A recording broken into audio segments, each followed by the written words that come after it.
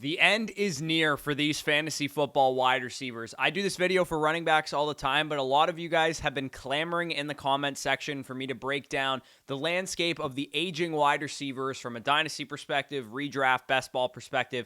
So that's what I'm doing today. I'm going to be going through all the big name, older wide receivers, determining have they fallen off, what kind of production can we expect from them this year, and also kind of am I in or am I out on the variety of formats that I just mentioned. So it should be a fun video. Again, if you get some value from it, leave a like, subscribe, all that good stuff. Now let's get into it.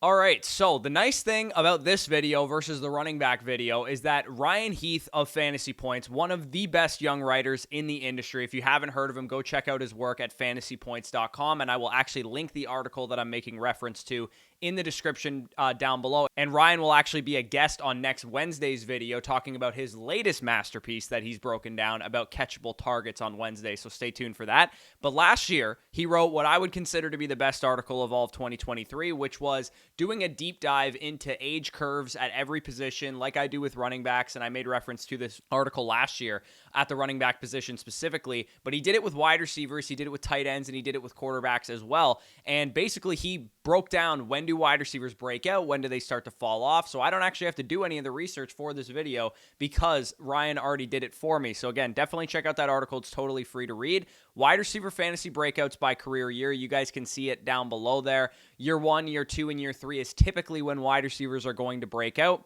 As we know with young receivers, it's usually once they determine that they're good in the NFL, they're going to break out pretty soon. We don't often see seventh-year wide receivers start to come onto the scene after doing nothing for most of their career. But this is what we're talking about in today's video, which is wide receiver fantasy performance by age. When do elite wide receivers or multi-time wide receiver one finishers start to taper off? And Ryan looked at a big sample of wide receivers going back, I believe, to like 2000.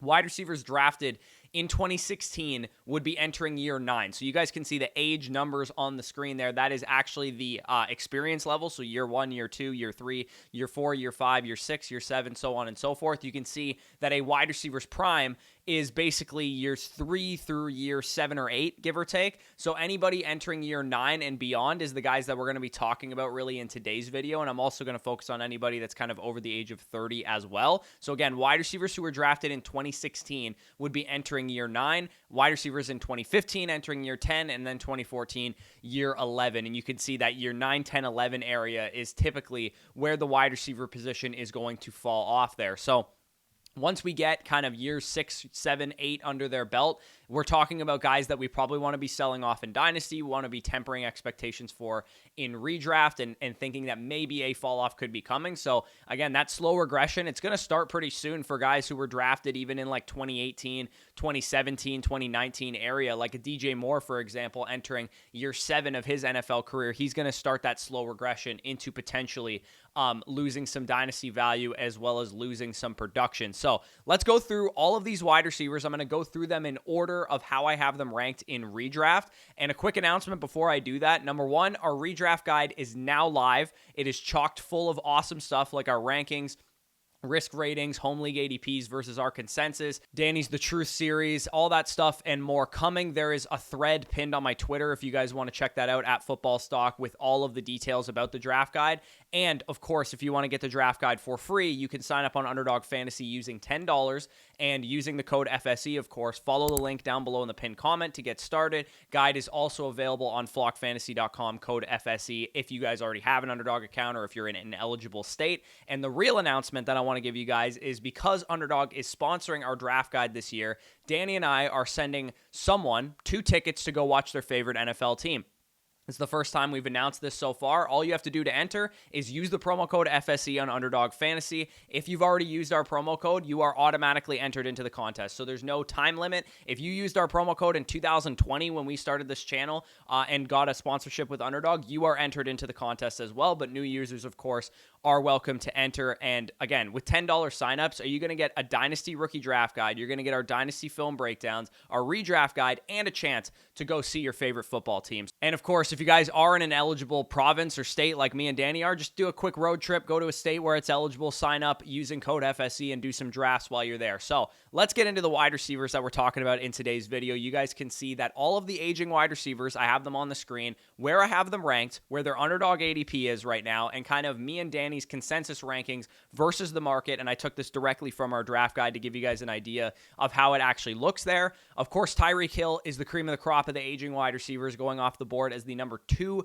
3-ish area overall in redraft leagues right now. He was drafted in 2016. He is 30.3 years old. He is entering year 9 of his NFL career. The data indicates that this should be his last really great year on average based on the sample of wide receivers that Ryan looked at. With each of these guys, we're going to look for clues basically of whether or not they've fallen off, how they project for 2024, and then if I'm in or out on all formats. So this one should be really fast because Tyreek Hill has not fallen off. I'm pretty sure everybody could see that last year with their own eyes. He was playing at an MVP level before he started suffering kind of some nagging injuries after the first 10, 11 games of the season last year. He led all wide receivers in receiving grade on PFF. He led all wide receivers in yards per route run. He was tied for the league lead in touchdowns with Mike Evans. As great as CeeDee Lamb was last year, who was the wide receiver 1 in fantasy, Tyreek Hill had more yards, more touchdowns in one less game while being limited in a few others. So Tyreek Hill, an absolute monster. In his fully healthy games, 15 games that he played, he was averaging nearly 25 PPR points per game. An absolute freak show. And in all formats, he is the premier aging wide receiver to go after in Dynasty. If he falls off a cliff, I don't care. I'll take the L. If he falls off a cliff and nobody saw it coming, that's just tough noogies, honestly. There's no way that we could have predicted this based on the performance that we've seen from Tyreek Hill to this point in his career. He is currently my 102, ahead of Christian McCaffrey in best ball formats. I have CeeDee Lamb at 1, Tyreek Hill at 2, and then Christian McCaffrey at 3. Again, in home leagues, maybe you want to mix up the order of those guys, but to me, I just view him as such a safe projection given how good he is and how good that offense and that scheme is there in Miami. So moving off of Tyreek Hill, because I think it's pretty obvious that he hasn't fallen off yet. And again, he could, but I don't think he will. We have my favorite player in NFL history, and that is my favorite player, the reason I'm a Buccaneers fan to this day. That's Mike Evans. I'll try and remove as much bias as I possibly can here. Mike Evans was drafted in 2014, so he is entering year 11 of his career, 31 years old in a few weeks from now. Year 10 to 11, as I kind of documented there, is the danger zone for these wide receivers. We all know the story with Mike Evans, though. He has had 1,000 yards every year of his career, rookie season to year 10 of last year, and he did not fall off at all last year. 1,255 yards, 13 touchdowns, 2.32 yards per route run, actually the highest mark for him since 2018, so he actually had probably one of the best years of his career last year. I've watched this guy's entire career, and I would say comfortably it was one of the best years of his career. He was wide receiver 10 in PPR points per game. Evans hadn't posted, this is a really important thing for him, he hadn't posted a target share over 20% in 3 seasons. When he was playing with Tom Brady, Brady spread the ball out quite a bit, and Baker Mayfield didn't. He came in and he knew Mike Evans was his number 1 guy. 24.5% target share is the highest since 2016 that Mike Evans has posted. And that was just his 3rd NFL season. So we're looking at a guy that has a very strong connection with his quarterback, who's obviously back, got continuity there. He has double-digit touchdowns in 3 of the last 4 seasons. And again, I'm trying to remove my bias as much as I possibly can right now. Is he more likely to get hurt at this point in his career? Probably. Is he more likely that he could lose a step and maybe not be as effective downfield? For sure. But I haven't seen any evidence of that. I think last year was the best year of his career, or one of the best years of his career so far. We have not gotten the slightest inclination that he will fall off at any point in 2024. Mike Evans' reception perception profile kind of exemplifies that as well. He's never been the best route runner in the world, but he's definitely an underrated route runner and a guy that beats man and press coverage at a very, very high level. So if you can buy him in Dynasty as a contender for an early 2nd round pick, know that you're probably only getting 1-2 years of production, and that's totally fine with you. He's definitely a great buy for contenders. Redraft wise, I think I'm totally comfortable taking this guy as a 2-3 turn pick, even as early as 209, 210 in redraft leagues, depending who's on the board. So Mike Evans, a guy that I'm also not really that concerned for from falling off from an age perspective. Next, we get up to probably another future Hall of Famer. We talked about Tyreek and Evans, probably Hall of Fame type of players. Davante Adams right in that stratosphere in terms of how good he's been.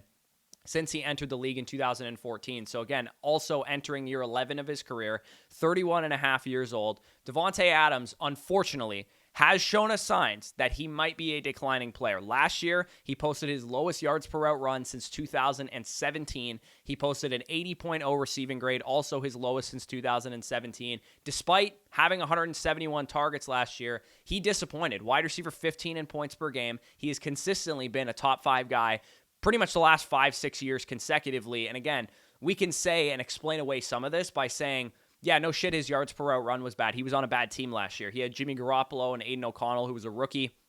Why wouldn't he have been worse on those situations than he has been with Green Bay and Aaron Rodgers and those kind of things? But how I would counter this on Davante Adams is he going to be in a better situation this year? Like, it's not like he was in a bad situation. He gets traded and is in a better situation. Like, for example, Keenan Allen or Stefon Diggs got traded to different teams. In our risk ratings in the draft guide, and this, of course, is also available there, I detail it all. We have risk that this player is one that could have fallen off already, if not might be at risk of falling off this year, and he might continue to get worse, might continue to deal potentially with age and injury concerns. We also have a potential bad offense, one of the worst potential offenses in the league if things go wrong. Bad quarterback play. I mean, I think it's the worst quarterback core in the league with Minshew, with Aiden O'Connell. There's nothing that really inspires me there. Raiders seem intent on being run heavy too. They want to feed Zamir White. They want to feed their running game with Antonio Pierce at the head coaching spot there. There's slightly more competitive targets too, with Brock Bowers coming in as a top 15 pick, Michael Mayer and Jacoby Myers as ancillary pieces as well. So again, I get it if you love Davante Adams because you just think he's that good. And I don't really disagree with you. I think at his peak, he is one of the best receivers in the league. But unless you absolutely still think he's that guy, and again, that's a risky bet given his age, or you think that the Raiders are just going to be much better than I think the Raiders are going to be, for me, I just think this is going to be one of the worst bets in fantasy this year. I don't think that an early to mid second round pick is where he should be going. I think he should be going mid to late third round where Stefon Diggs is going or where some of these other guys are going right now, because I get the target upside, but I am very, very concerned about the situation. I would be shopping him in Dynasty. I would be shopping him or fading him in redraft and best ball as well. So again, a little bit of a hot take maybe, but Davante Adams, not a guy that I'm really going to be drafting. In where he goes in the draft, I will take Brandon Ayuk every day of the week. I will take Nico Collins and Jalen Waddle and Chris Olave every day of the week. I know their target ceilings are not as high as Davante Adams is, but I feel a lot better that they're ascending players rather than descending players, and I feel better about a lot of those guys' situational perspectives as well. So Cooper Kupp next on deck. Probably not a future Hall of Famer, but he did have one of the better stretches for a fantasy wide receiver we've ever seen from 2021 to 2022. Man, he's a difficult case because his yards per route run and his receiving grades did actually fall off quite a bit last year. So I was way out on Cooper Kupp. You guys probably know this if you followed the channel. I didn't want to draft him as a top 5 redraft pick like he was going last year. And then once he got injured, I still don't want to take shots on him. I had him pretty much completely off my board altogether last year, and I was selling him adamantly in Dynasty. But here's the thing with Cooper Kupp, man. He had 8.5 targets per game last year in his 12 healthy games, including the playoffs. He was top 10 in red zone targets. Despite missing all that time, he was still top 10 among all wide receivers in red zone targets. So he gets valuable targets in an offense where Matthew Stafford's a great quarterback. He's like honestly a fantasy kingmaker, to be honest. And this offense should throw the ball quite a bit. And yeah, Puka Nacua is there, and he might be the new alpha of this offense, but there is definitely consolidated passing volume between these two guys. Like, I don't feel comfortable that any other receiver, tight end, or running back is going to command a significant target share outside of Puka Nacua and outside of Cooper Kupp. So at wide receiver 21 ADP with Cooper Kupp, has he fallen off? Probably a little bit. I would say he probably has fallen off to some degree, but the way that he plays, the way that his game is going to age is that he plays in the slot, he can work over the middle, he can beat zone coverage, even if he's quote-unquote lost a step, he should still be an effective receiver. The only thing that makes me concerned is he going to deal with more injuries and that kind of thing, because he has been a relatively banged up player throughout his career. In redraft, in best ball, I'm comfortable spending a mid-third rounder on him, and using our dynasty trade calculator, you can see I would not pay a first round pick for Cooper Kupp. I definitely wouldn't. If you're a contender, don't pay a first rounder for him. But if you can get an early second round, third round type of package, send it away for Cooper Kupp on a competitive team, I think that's probably a fine move to make. So I would say I'm in on Cooper Kupp, relatively speaking, but I'm still quite hesitant to just be all in on him. At one point, I was like, man, I might be all in on Cooper Kupp this year, but I am definitely going to recognize and walk that back a little bit, saying that yeah, he has a chance to really be injury prone this year, really fall off from a talent perspective. So that makes me a little bit concerned about Cooper Kupp there. But I still do think that him and Puka Nacua shouldn't be as far apart in redraft ADP as they currently are. Next, we get into Amari Cooper, who's 30 years old, 2015 NFL draft, entering that scary year 10 where some wide receivers fall off. So Amari Cooper's right on that brink where I'm a little bit nervous. We haven't seen the fall off yet, as I'll kind of document here. 80.1 PFF receiving grade, 2.31 yards per out run. He's been really good since he's been in Cleveland. Both seasons, he's kind of been a value in fantasy drafts. He's finished as the wide receiver 17 in PPR exactly in back-to-back seasons, and he improved with the Browns in year 2, posting 90 more yards in 2 less games, 0.6 more fantasy points per game, averaged 17.4 yards per reception this year, which was 2.5 yards better than his 2022 number. And that 2.31 yards per hour run that he posted is actually a career high for Amari Cooper. So his game is aging pretty well. I think it's easy to click Amari Cooper thinking he's just like this safe number 1 receiver. You know exactly what you're getting. He's probably not going to be a top 12 guy or a top 5 guy, but you're probably getting a very solid wide receiver 2 in the 4th, in the 5th round, especially if you go running back heavy early or if you just need a lot of wide receivers because you're in a deeper league format for that position. It's a PPR league. I get why Amari Cooper is just a simple, easy click. But let me paint the devil's advocate picture to Amari Cooper really quickly because his risk ratings made me a little bit concerned. Because when you document the offense, the age, the injury, the passing volume, all that stuff doesn't really paint Amari Cooper in the best light because he's dealt with injuries in the past. He's a little bit older. He could fall off from a talent perspective. And he's in year 10. Again, that is the biggest predictive time that this happens to wide receivers, which is not great. Deshaun Watson hasn't played very well in his time in Cleveland. Passing volume has been a concern for this offense as well. There's a chance that this passing offense just isn't good at all, and he's been objectively better without his starting quarterback, Deshaun Watson. He's been better with Joe Flacco. He's been better with even like Dorian Thompson-Robinson, some of the other guys they've rolled out. You can see in split, Deshaun Watson has played those games, 13.5 PPR points per game. 20 games without Deshaun Watson since his time as a Cleveland Brown, 15.85. So with Jacoby Brissett, with Dorian Thompson-Robinson, Joe Flacco, those type of guys, he's been better with those guys than he's been with Watson. Jerry Jeudy comes over, signs a big extension. David Njoku had a breakout season this year.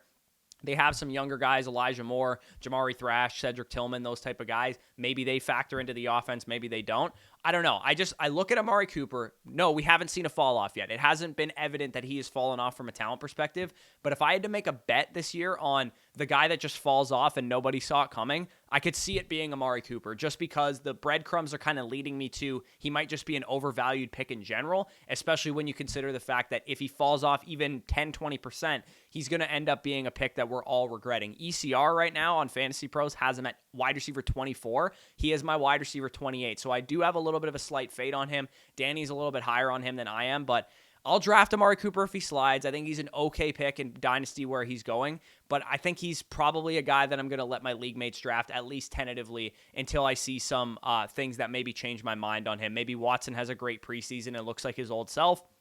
Maybe I could get there on Amari Cooper, but I'm a little bit worried from pretty much every angle. Quarterback play, pass volume, receiving target competition, age, injury risk. Like, he has a lot of risks for me, and that's why I'm a little bit out on Amari Cooper. Now let's get into the next guy that we have here, which is Stefon Diggs, also from the 2015 NFL Draft, turns 31 this year and entering year 10 also. Again, year 10, not a great season to be in if you're a fantasy wide receiver. He is a very league-dependent guy, in my opinion, because Stefon Diggs, in sharp leagues, people kind of recognize that he's fallen off a little bit, and I don't actually think he's that bad of a pick. But if you're in a home redraft league, a casual dynasty league, or whatever, man, his ADP in redraft is like right close to Nico Collins in casual formats. And to me, that is just a huge mistake. Let's call a spade here. He was bad at the back half of the season last year. He wasn't just, he slightly fall off a little bit. Like he was killing you if you were starting him every single week. And Stefon Diggs had a drop-off in receiving grade last year, and a lot of that came in the second half of the season because he was actually quite good for the first 5, 6, 7 games of the year. His yards per out run fell below 2 yards for the first time in a little bit as well. The numbers went down, the film tapered off, and Matt Harmon documented in reception perception that he did actually fall off as a separator too. So again, you look at these numbers, 76th percentile against man and all that kind of stuff. Those are good numbers. They're literally better than what Mike Evans posted, who I talked about already. But when you compare it contextually to the type of player that Stefon Diggs is, and Stefon Diggs, if you guys don't know, literally has the reception perception record for success rate versus man coverage, we're talking about one of the elite route runners of the last 5 years. So the fact that he took a step down in that area means that he might be a declining player to some degree. And Matt Harmon also details in the article that the Bills tried to move him around the line of scrimmage, put him off the line so he didn't face press coverage, use him in the slot, basically admitting that he's maybe not the same player that he used to be. And of course, their willingness to trade him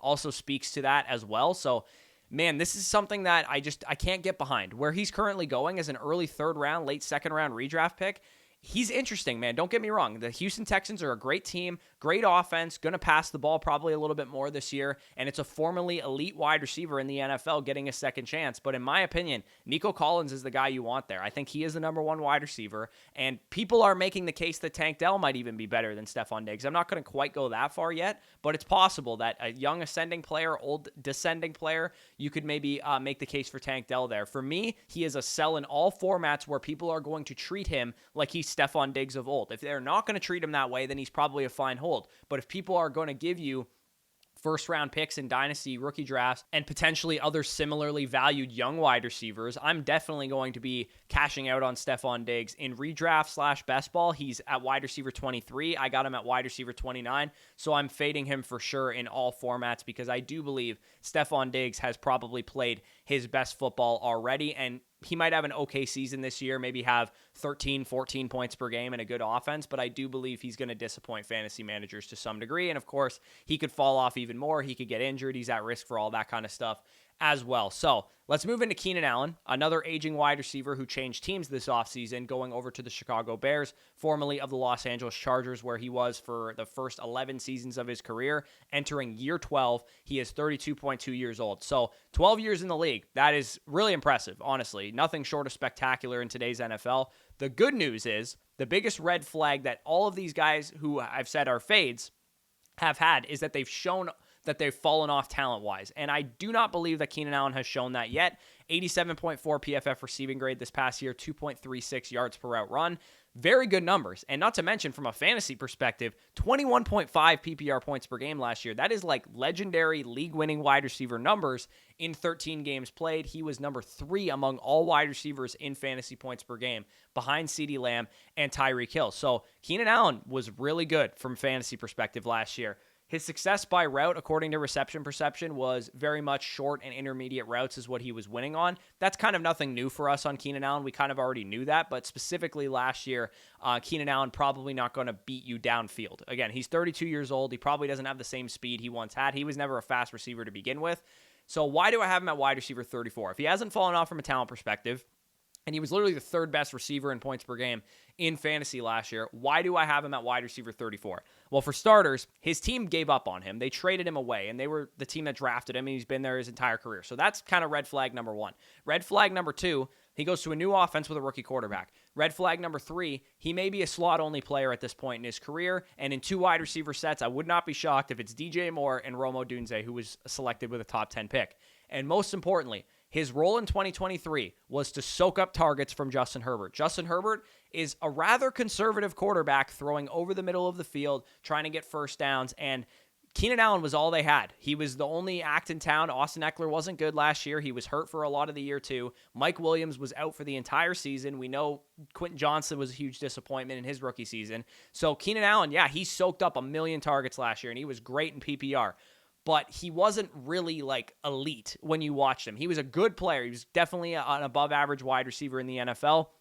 Very much still could be. But in Chicago, you have DJ Moore. You have a proven alpha wide receiver with DJ Moore, who just had the best season of his career last year. You have Rome Odunze, top 10 NFL wide receiver draft pick, top 8 wide receiver prospect since 2016 in my prospect model. Proven alpha who dominated targets amongst the likes of Jalen Polk and Jalen McMillan, who are both day 2 wide receivers in the NFL draft. And you have Cole Kmet, who can earn targets at the tight end position. So for me, if targets are what Keenan Allen needs to be elite like he was last year, and he doesn't get them, he's just a move the chains, 6, 7, 8 target per game guy. yeah, he'll probably finish higher than wide receiver 34, especially if Caleb Williams is as good as I think he can be. He'll definitely be a better pick than I'm giving him credit for, but I don't think he has a huge ceiling. I really don't think that Keenan Allen is going to be the type of guy that absolutely burns me for fading him.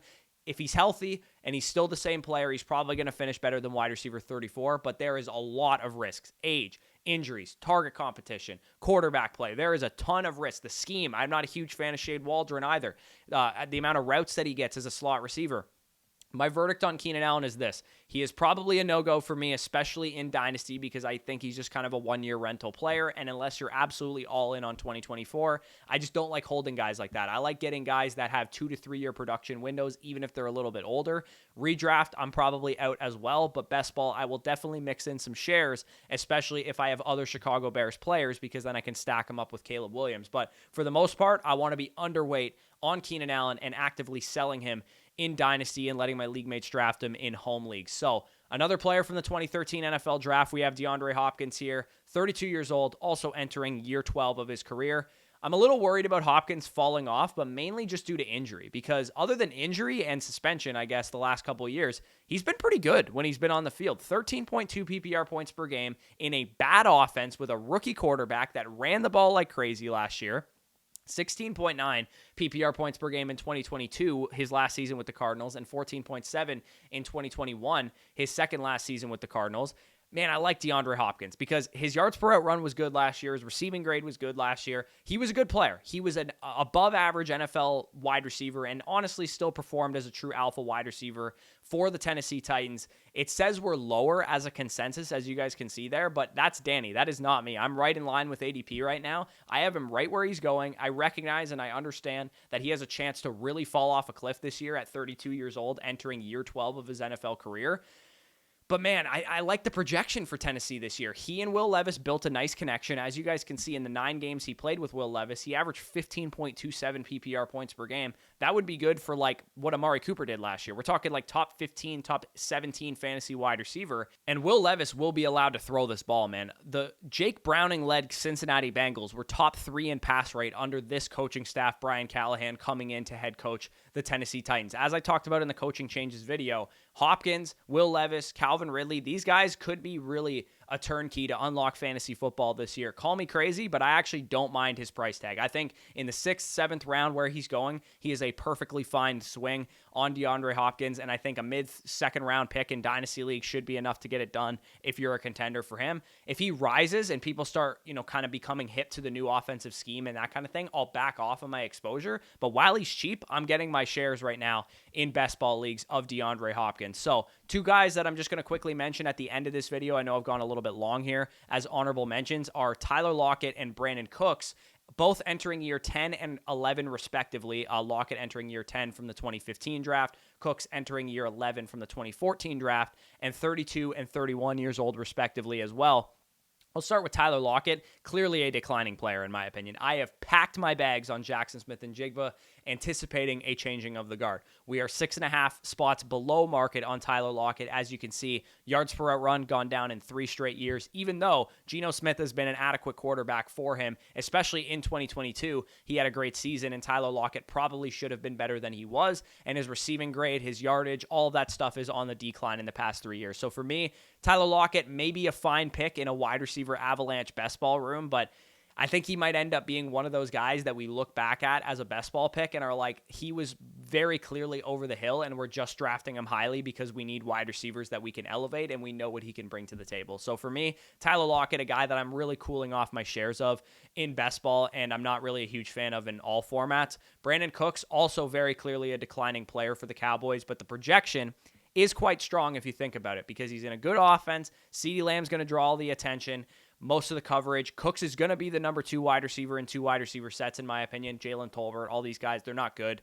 And this offense should throw the ball. I will say that maybe this offense might not be as good as we're thinking because it's a bad run game, and outside of CeeDee Lamb and Dak Prescott and the offensive linemen, like how many above average offensive players do they have on their roster? If any of their key contributors on offense miss time, let's say Lamb goes down for 6 games, are we talking about a top 10 offense becoming a bottom 10 offense with just CeeDee Lamb off the field? I do think that could be a potential risk for Brandon Cooks and his kind of best ball outlook this year. But again, probably not a super high upside pick regardless, because his yards per route run cratered to 1.25 yards per route run this past year. In best ball, in Cowboy stacks, fine, but otherwise I'm probably avoiding him as well. So let me know what you guys thought of this. This was a really in-depth look of all these aging wide receivers. I gave you guys some takes on who I like, who I don't like. Appreciate you guys for tuning in all the way to the end. If you guys made it here, leave a like, subscribe to the channel if you are new. As I mentioned, check out underdogfantasy.com. New users get a first-time deposit bonus up to $250 and a special pick'em entry as well. As I mentioned, you also get access to our redraft guide, our Dynasty Rookie Draft Guide, our Dynasty Rookie Film Breakdowns, all 22, where we look at Marvin Harrison Jr. and what makes him special, and a chance, as I mentioned, to win 2 tickets to go see your favorite team this year if you use that promo code FSE. Literally, that'll be the best $10 deposit you've ever made, and you can literally win money with that $10 deposit, plus you'll get bonus credit on the site for using our promo code. Like, you legitimately can't buy a Big Mac combo for $10, and that's all the value you can get for $10 with our promo code FSE on Underdog Fantasy.